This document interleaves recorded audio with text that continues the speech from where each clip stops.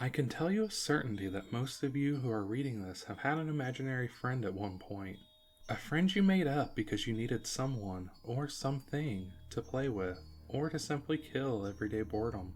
These friends vary from person to person. Most people who had imaginary friends described them as human-like figures with characteristics that described their own personalities. However, no matter how hard you try, making anyone else believe that your imaginary friend is real is nearly impossible. No one, except you, truly believes in your imaginary friend. When I was 5 or 6, I started kindergarten. Not many of the other kids there would talk to me, and I wouldn't start a conversation due to my shy nature. I went through kindergarten with no friends and not enjoying anything about my upcoming years of education. It wasn't until the beginning of first grade that I met Nick. Nick was the first to talk to me, later explaining that his imaginary friend, Eric, wanted us to meet each other. As Nick and I became better friends, he would talk to me about Eric, translating his words and emotions so that we could have one-on-one conversations with each other. As a kid, I thought Eric was like a game, and the rules were made up by Nick. After a couple weeks, I became more tuned to Eric's personality. Nick would no longer have to translate what he'd say. It became more like talking to a real person. When second grade came, Nick had to leave. Because of his absence, I no longer had any friends. I figured I'd make an imaginary friend, like Eric. Soon I created Greg, my new best friend. My parents soon became aware of Greg, seeing him as just a silly game that I'd soon grow out of. Before long, I had a bond with Greg, almost like Nick and Eric. However, Greg was more like me. Every day I would go outside with Greg and we'd run around the yard and do normal childhood shit, like throwing rocks into a pond or exploring the woods. As I went further into life, like around 4th grade, I soon made real friends. My interactions with Greg became less frequent. When I was with my friends, I imagined Greg sad and alone, but I still did not talk to him. By middle school, my thoughts of Greg were completely erased.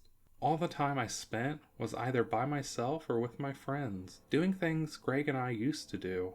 In the winter, when I was in 7th grade, I was sledding and throwing snowballs with my friends.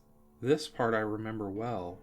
We were at a large hill, trying to see who could go the fastest and bragging about how good we were at sledding. It was one of the moments you'd never forget. All of us were having fun, until I saw him. Greg.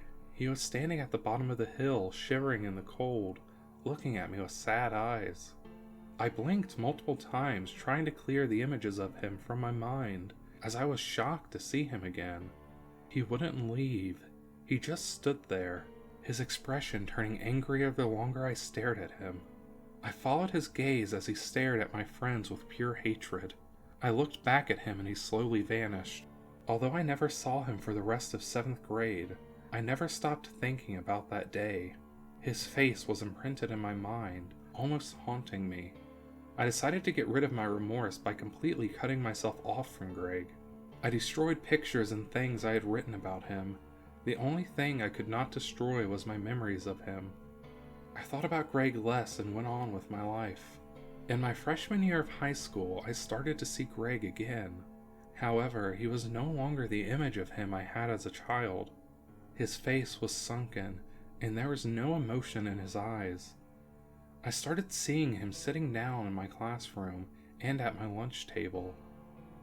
The one strange thing was, no one would sit where he was or walk where he walked. It was almost like he was a real person. He showed up wherever I was. All he'd do was follow me. It wasn't too noticeable, but it was obvious he was still there.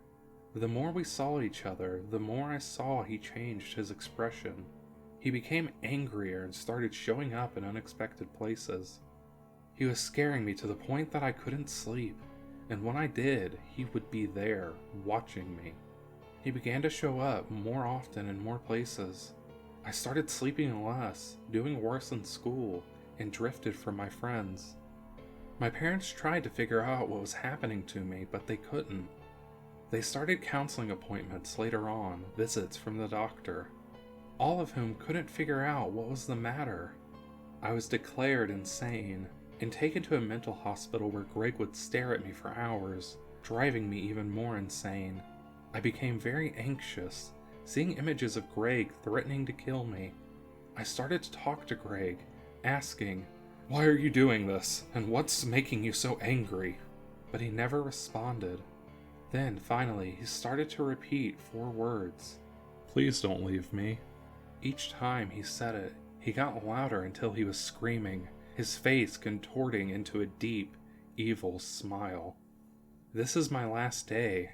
As I finish typing this, I will end my torment and get rid of Greg forever. My advice to you is, never forget your imaginary friends. Thanks for listening, and remember, you cannot hide from the void.